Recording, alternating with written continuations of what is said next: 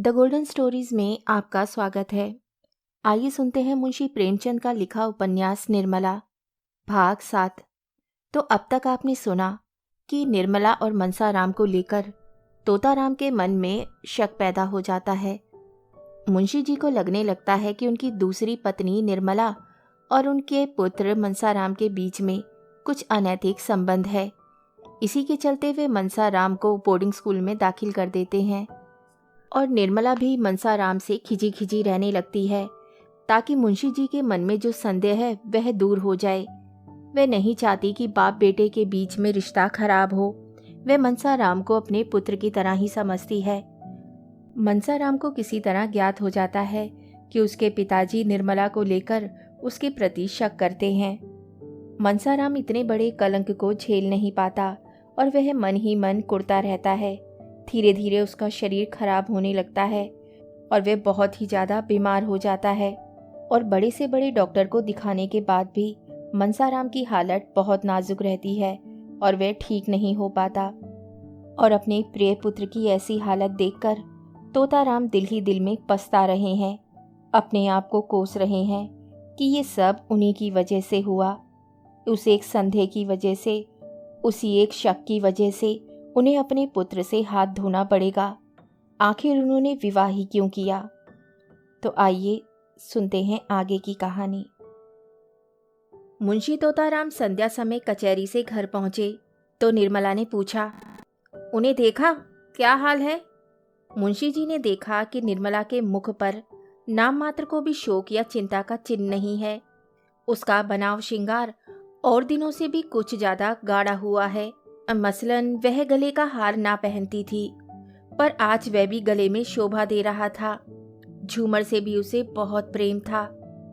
वह आज महीन रेशमी साड़ी के नीचे काले काले केशों के ऊपर फानुस के दीपक की भांति चमक रहा था। मुंशी जी ने मुंह फेर कर कहा, बीमार है और क्या हाल बताऊं? निर्मला, अरे तुम तो उन्हें यहाँ लाने गए थे।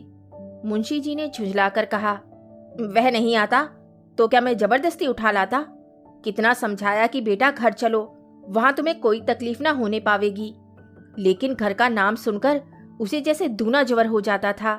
कहने लगा, मैं यहाँ मर जाऊंगा लेकिन घर न जाऊंगा। आखिर मजबूर होकर अस्पताल पहुंचा आया, और क्या करता। रुक्मणी भी आकर बरामदे में खड़ी हो गई थी।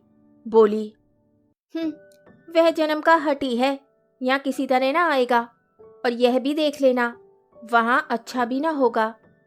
मुंशी जी ने कातर स्वर में कहा, तुम 2-4 दिन के लिए वहां चली जाओ तो बड़ा अच्छा हो बहन। तुम्हारे रहने से उसे तस्कीन होती रहेगी। मेरी बहन, मेरी ये विनय मान लो, अकेले वे रो रो कर प्राण दे देगा। बस हाय अम्मा की रट लगाकर रोया करता है। मैं वहीं जा रहा हूं, मेरे साथ ही चलो। उसकी दशा अच्छी नहीं बहन, वह सूरत ही नहीं रही। देखे ईश्वर क्या करते हैं। ये कहते कहते मुंशी जी की आंखों से आंसू बहने लगे, लेकिन रुक्मणी अविचलित भाव से बोली, मैं जाने को तैयार हूं। मेरे वहां रहने से अगर मेरे लाल के प्राण बच जाएं तो मैं सिर के बाल दौड़ी जाऊं, लेकिन मेरा कहना गिरह से बांध लो भैया। वहां वह अच्छा ना होगा। मैं उसे खूब पहचानती हूं। उसे कोई बीमारी नहीं है, केवल घर से निकाले जाने का शौक है। यही दुख ज्वर के रूप में प्रकट हुआ है। तुम 1 नहीं लाख दवा करो, सिविल सर्जन को ही क्यों ना दिखाओ, उसे कोई दवा असर ना करेगी। मुंशी जी, बहन, उसे घर से निकाला किसने है? मैंने तो केवल उसकी पढ़ाई के ख्याल से उसे वहां भेजा था। रुक्मणी, तुमने चाहे जिस ख्याल से भेजा हो, लेकिन ये बात उसे लग गई। मैं तो अब किसी गिनती में नहीं हूं। मुझे किसी बात में बोलने का कोई अधिकार नहीं। मालिक तुम, मालकिन तुम्हारी स्त्री। मैं तो केवल तुम्हारी रोटियों पर पड़ी हुई अभागनी विधवा हूं। मेरी कौन सुनेगा और कौन परवाह करेगा? लेकिन बिना बोले रहा नहीं जाता। मनसा तभी अच्छा होगा भैया जब घर आएगा, जब तुम्हारा हृदय वही हो जाएगा जो पहले था। ये कहकर रुक्मणी वहां से चली गई। उनकी ज्योतिहीन पर अनुभवपूर्ण आंखों के सामने जो चरित्र हो रहे थे उनका रहस्य वे खूब समझती थी और उनका सारा क्रोध निरपराधिनी निर्मला ही पर उतरता था। इस समय भी वह कहते कहते रुक गई कि जब तक यह लक्ष्मी इस घर में रहेगी, इस घर की दशा बिगड़ती ही जाएगी। उसको प्रकट रूप से ना कहने पर भी उसका आशय मुंशी जी से छिपा नहीं रहा। उनके चले जाने पर मुंशी जी ने सिर झुका लिया और सोचने लगे। उन्हें अपने ऊपर इस समय इतना क्रोध आ रहा था कि दीवार से सिर पटक कर प्राणों का अंत कर दें। उन्होंने क्यों विवाह किया था? विवाह करने की क्या जरूरत थी? ईश्वर ने उन्हें एक नहीं 3 पुत्र दिए थे। उनकी अवस्था भी 50 के लगभग पहुंच गई थी। फिर उन्होंने क्यों विवाह किया? क्या इसी बहाने ईश्वर को उनका सर्वनाश करना मंजूर था? उन्होंने सिर उठाकर एक बार निर्मला को साहस पर निश्चल मूर्ति देखा और अस्पताल चले गए। निर्मला की साहस छवि ने उनका चित्त शांत कर दिया। आज कई दिनों के बाद उन्हें शांति मयस्सर हुई थी। प्रेम पीड़ित हृदय इस दशा में क्या इतना शांत और अविचलित रह सकता है? नहीं नहीं, कभी नहीं। हृदय की चोट भाव कौशल से नहीं छिपाई जा सकती। अपने चित्त की दुर्बलता पर इस समय उन्हें अत्यंत क्षोभ हुआ। उन्होंने अकारण ही संदेह को हृदय में स्थान देकर इतना अनर्थ किया। मनसाराम की ओर से भी उनका मन निशंक हो गया। हाँ, उसकी जगह अब एक नई शंका उत्पन्न हो गई। क्या मनसाराम भाप तो नहीं गया? क्या भाप कर ही तो घर आने से इनकार नहीं कर रहा? अगर वे भाप गया है तो महान अनर्थ हो जाएगा। उसकी कल्पना ही से उनका मन दहल उठा। उनकी दह की सारी हड्डियां मानो इस हाहाकार पर पानी डालने के लिए व्याकुल हो उठी हो। उन्होंने कोचवान से घोड़े को तेज चलाने को कहा। आज कई दिनों के बाद उनके हृदय मंडल पर छाया हुआ सग्न फट गया था और प्रकाश की लहरें अंदर से निकलने के लिए व्यग्र हो रही थी। उन्होंने बाहर सिर निकाल कर देखा। कोचवान सो तो नहीं रहा है। घोड़े की चाल उन्हें इतनी मंद कभी ना मालूम हुई थी। अस्पताल पहुंचकर वे लपके हुए मनसाराम के पास गए। देखा तो डॉक्टर साहब उसके सामने चिंता में मग्न खड़े थे। मुंशी जी के हाथ पांव फूल गए। मुंह से शब्द न निकल सका।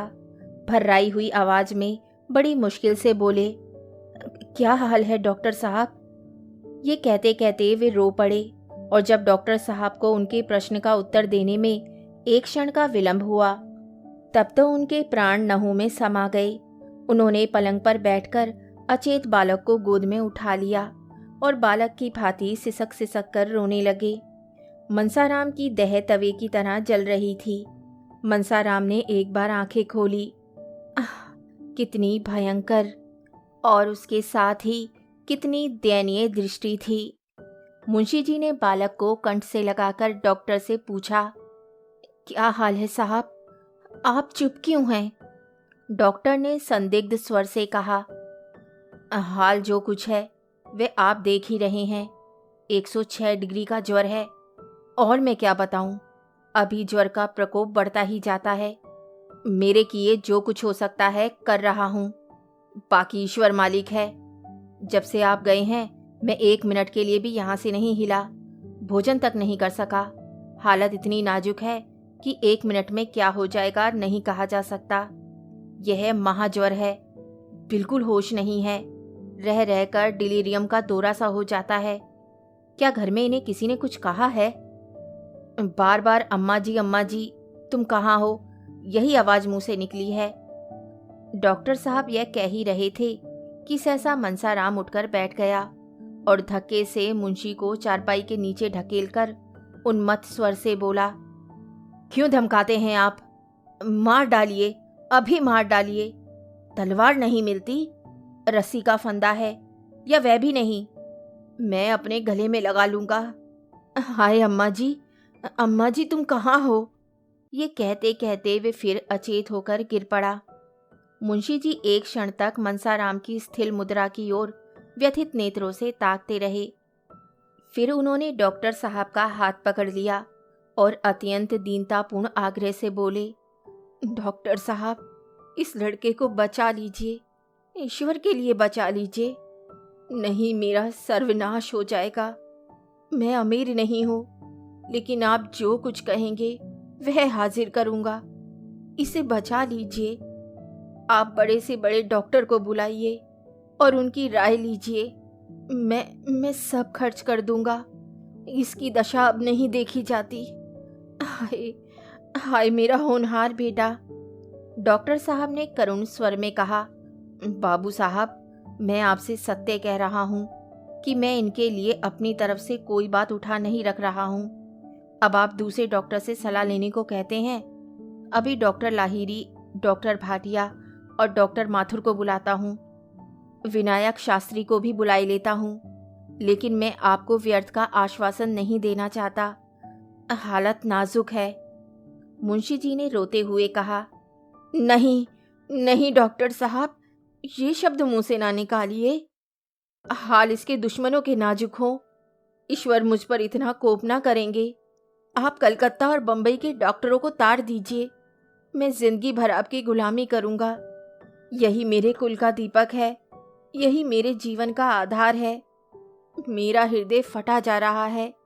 कोई ऐसी दवा दीजिए जिससे इसे होश आ जाए। मैं जरा अपने कानों से उसकी बातें सुनूं, जानूं कि उसे क्या कष्ट हो रहा है। हाय हाय मेरा बच्चा। डॉक्टर, आप जरा दिल को तस्कीन दीजिए। आप बुजुर्ग आदमी हैं। यूं हाय हाय करने और डॉक्टरों की फौज जमा करने से कोई नतीजा ना निकलेगा। शांत होकर बैठिए। मैं शहर के लोगों को बुला रहा हूँ। देखिए क्या कहते हैं। आप तो खुद ही बदहवास हुए जाते हैं। मुंशी जी। अच्छा डॉक्टर साहब, मैं अब ना बोलूँगा, जबान तक ना खोलूँगा। आप जो चाहें करें। बच्चा अब आपके हाथ में है। आप ही उसकी रक्षा कर सकते हैं। मैं इतना ही चाहता हूँ कि जरा इसे होश आ जाए, मुझे पहचान ले, मेरी बातें समझने लगे। क्या कोई ऐसी संजीवनी बूटी नहीं, मैं इससे 2-4 बातें कर लेता। ये कहते कहते मुंशी जी आवेश में आकर मनसाराम से बोले। बेटा बेटा जरा आंखें खोलो। कैसा जी है? मैं तुम्हारे पास बैठा रो रहा हूँ। मुझे तुमसे कोई शिकायत नहीं। मेरा दिल तुम्हारी ओर से साफ है। डॉक्टर, अब फिर आपने अनगल बातें शुरू कर दी। अरे साहब, आप बच्चे नहीं हैं, बुजुर्ग हैं। जरा धैर्य से काम लीजिए। मुंशी जी। अच्छा अच्छा डॉक्टर साहब, अब ना बोलूँगा। खता हुई, अब जो चाहे कीजिए। मैंने सब कुछ आप पर छोड़ दिया। कोई ऐसा उपाय नहीं जिससे मैं इसे इतना समझा सकूं कि मेरा दिल साफ है। आप ही कह दीजिए डॉक्टर साहब, कह दीजिए। तुम्हारा अभागा पिता बैठा रो रहा है।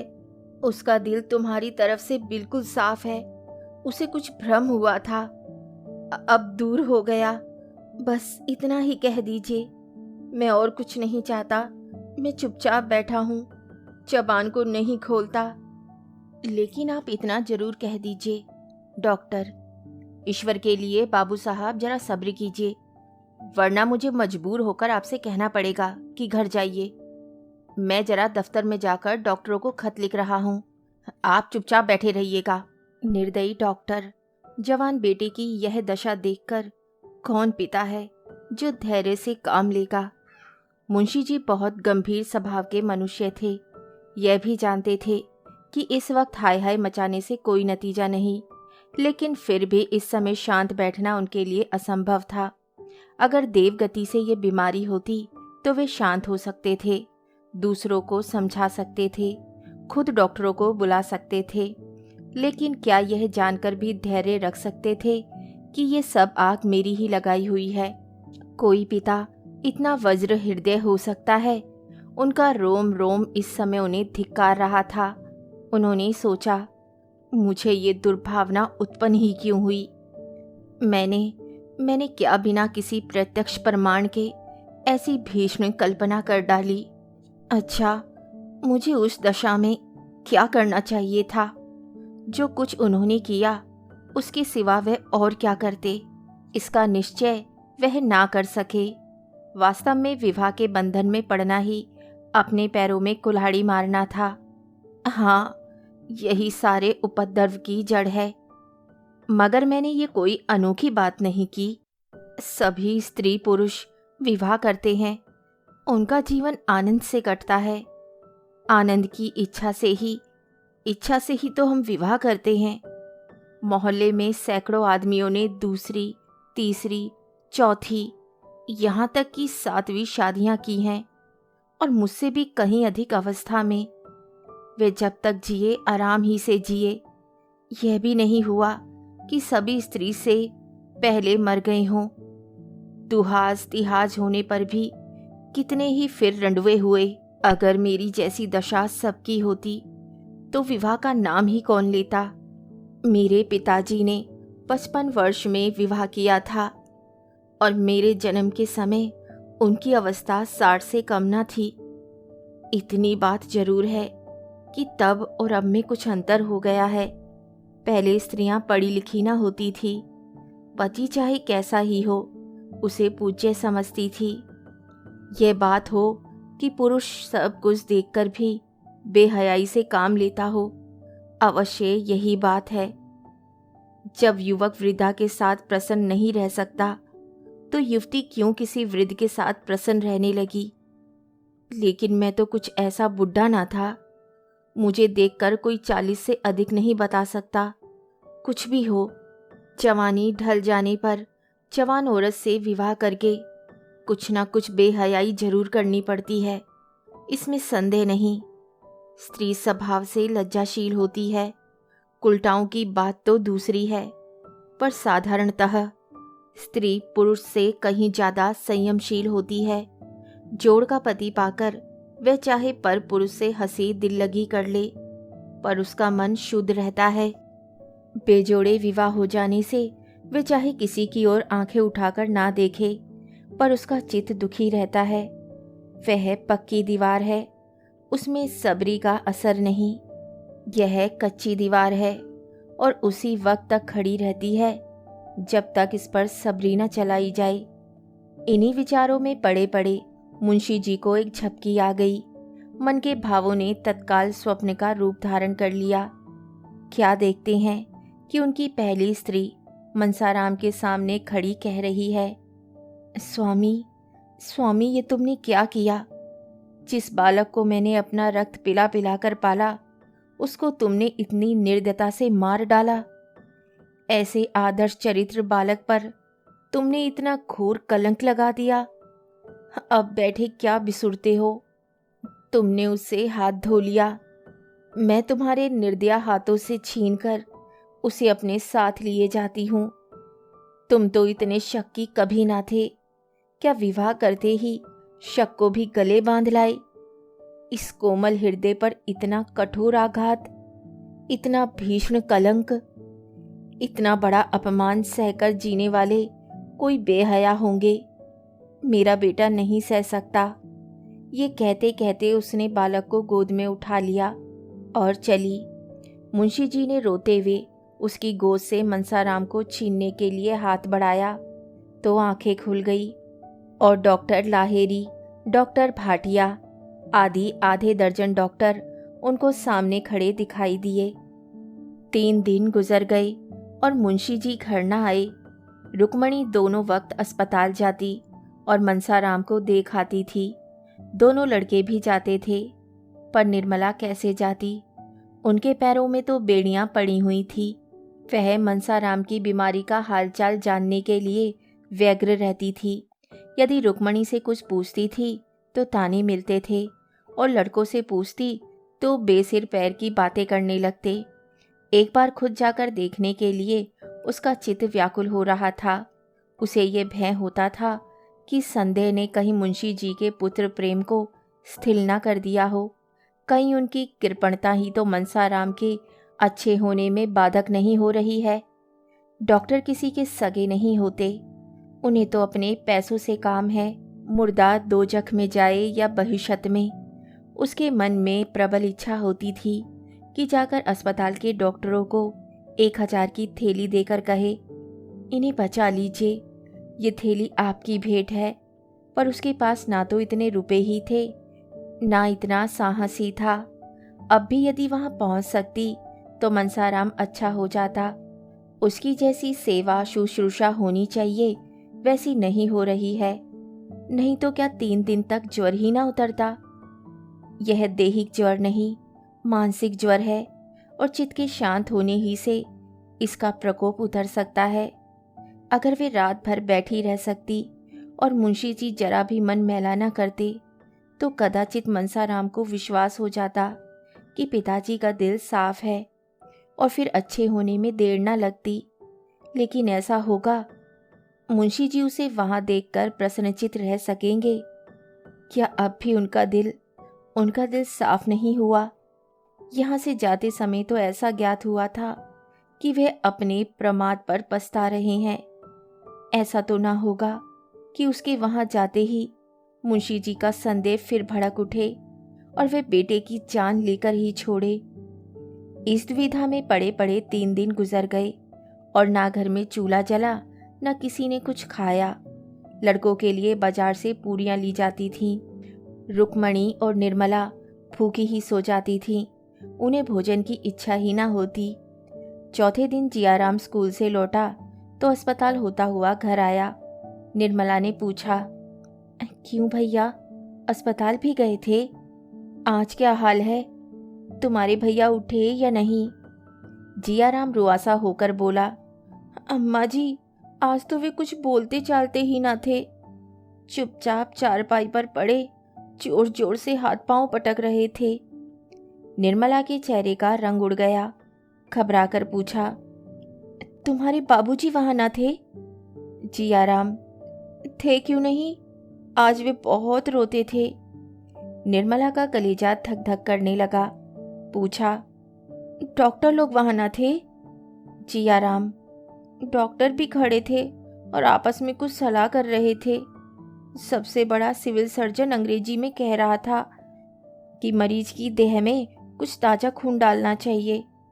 इस पर बाबूजी ने कहा, मेरी देह से जितना खून चाहे ले लीजिए। सिविल सर्जन ने हंसकर कहा, आपके ब्लड से काम नहीं चलेगा, किसी जवान आदमी का ब्लड चाहिए। आखिर उसने पिचकारी से कोई दवा भैया के बाजू में डाल दी और 4 अंगुल से कम की सुई ना रही होगी, पर भैया मिनके तक नहीं। मैंने तो मारे डर के आंखें बंद कर ली। बड़े बड़े महान संकल्प आवेश में ही जन्म लेते हैं। कहाँ तो निर्मला भैंसे सूखी जाती थी, कहाँ उसके मुख पर दृढ़ संकल्प की आभा झलक पड़ी। उसने अपनी देह का ताजा खून देने का निश्चय किया। अगर उसके रक्त से मनसाराम के प्राण बच जाएं, तो वे बड़ी खुशी से उसकी अंतिम बूंद तक दे डालेगी। अब जिसका जो जी चाहे समझे, वे कुछ परवाह न करेगी। उसने जियाराम से कहा, तुम लपक कर एक इक्का बुला लो, मैं अस्पताल जाऊंगी। वहां तो इस वक्त बहुत से आदमी होंगे, जरा रात हो जाने दीजिए। नहीं नहीं, तुम अभी इक्का बुला लो। कहीं बाबूजी बिगड़े ना। बिगड़ने दो, तुम अभी जाकर सवारी लाओ। जियाराम, मैं कह दूंगा, अम्मा जी ही ने मुझसे सवारी मंगाई थी। हाँ हाँ, कह देना। जियाराम तो उधर तांगा लाने गया। इतनी देर में निर्मला ने सिर में कंघी की, जूड़ा बांधा, कपड़े बदले, आभूषण पहने, पान खाया और द्वार पर आकर तांगे की राह देखने लगी। रुक्मणी अपने कमरे में बैठी हुई थी। उसे इस तैयारी से आते देखकर बोली, कहाँ जाती हो बहू? जरा अस्पताल तक जाती हूँ। वहां जाकर क्या करोगी? कुछ नहीं, करूँगी क्या? करने वाले तो भगवान है, देखने को जी चाहता है। रुक्मणी, मैं कहती हूँ मत जाओ। निर्मला ने विनीत भाव से कहा, अभी चली आऊंगी दीदी जी। जियाराम कह रहे हैं कि इस वक्त उनकी हालत अच्छी नहीं है। जी नहीं मानता, आप भी चलिए ना। रुक्मणी, मैं देख आई हूँ, इतना ही समझ लो कि अब बाहरी खून पहुंचाने पर ही जीवन की आशा है। कौन अपना ताजा खून देगा और क्यों देगा? उसमें भी तो प्राणों का भय है। निर्मला, इसीलिए तो मैं चाहती हूँ, मेरे खून से क्या काम ना चलेगा? चलेगा क्यों नहीं, जवान ही का तो खून चाहिए। लेकिन तुम्हारे खून से मनसाराम की जान बचे, इससे यह कहीं अच्छा है कि उसे पानी में बहा दिया जाए। तांगा आ गया। निर्मला और जियाराम दोनों जा बैठे। तांगा चला। रुक्मणी द्वार पर खड़ी देर तक रोती रही। आज पहली बार उसे निर्मला पर दया आई। उसका बस होता तो वे निर्मला को बांध रखती। करुणा और सहानुभूति का आवेश उसे कहाँ लिए जाता है, वह अप्रकट रूप से देख रही थी। यह दुर्भाग्य की प्रेरणा है, यह सर्वनाश का मार्ग है। निर्मला अस्पताल पहुंची तो दीपक जल चुके थे। डॉक्टर लोग अपनी राय देकर विदा हो चुके थे। मनसाराम का ज्वर कुछ कम हो गया था। वह टकटकी लगाए हुए द्वार की ओर देख रहा था। उसकी दृष्टि उन्मुक्त आकाश की ओर लगी हुई थी, मानो किसी देवता की प्रतीक्षा कर रहा हो। वह कहाँ है, जिस दशा में है, इसका उसे कुछ ज्ञान न था। सहसा निर्मला को देखते ही वह चौंक कर उठ बैठा। उसकी समाधि टूट गई। उसकी विलुप्त चेतना प्रदीप्त हो गई। उसे अपनी स्थिति का, अपनी दशा का ज्ञान हो गया, मानो कोई भूली हुई बात याद हो गई हो। उसने आंखें फाड़कर निर्मला को देखा और मुंह फेर लिया। एकाएक मुंशी जी तीव्र स्वर से बोले, तुम यहाँ क्या करने आई? निर्मला अवाक रह गई। वह बतलाए कि क्या करने आई। इतने सीधे से प्रश्न का भी वह कोई जवाब दे सकी। वह क्या करने आई थी? इतना जटिल प्रश्न किसके सामने आया होगा? घर का आदमी बीमार है, उसे देखने आई है। यह बात क्या बिना पूछे मालूम ना हो सकती थी? फिर प्रश्न क्यों? वह हतबुद्धि सी खड़ी रही, मानो संज्ञाहीन हो गई हो।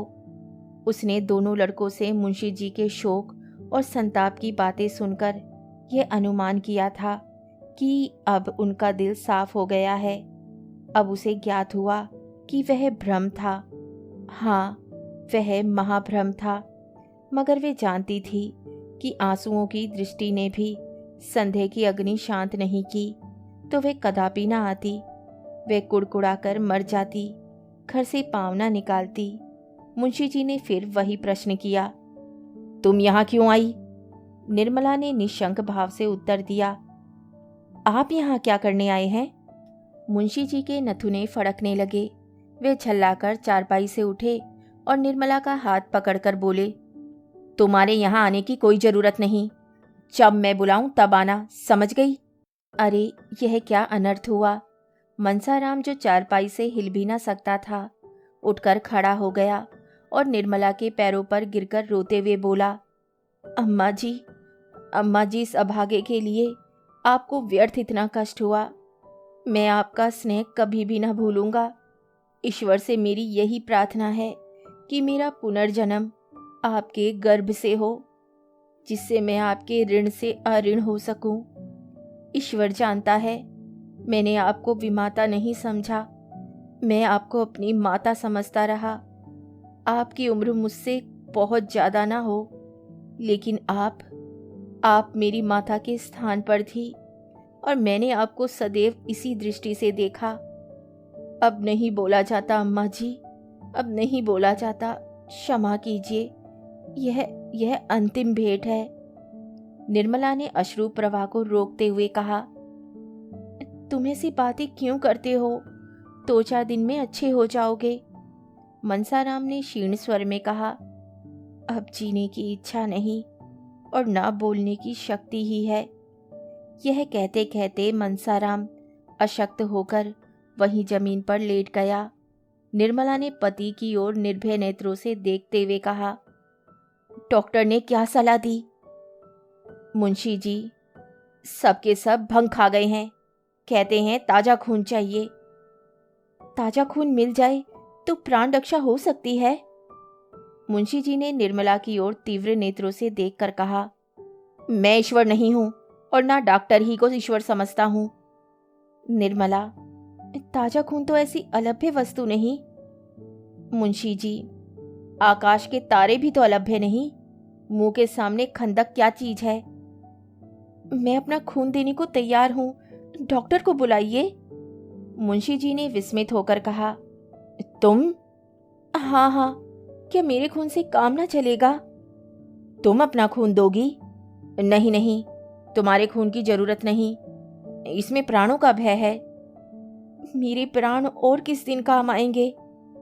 मुंशी जी ने सजल नेत्र होकर कहा, नहीं निर्मला, उसका मूल्य अब मेरी निगाहों में बहुत बढ़ गया है। आज तक वे मेरे भोग की वस्तु थी, आज से वे मेरी भक्ति की वस्तु है। मैंने तुम्हारे साथ बड़ा अन्याय किया है, क्षमा करो, क्षमा करो। आगे की कहानी सुनिए अगले भाग में। तब तक के लिए धन्यवाद।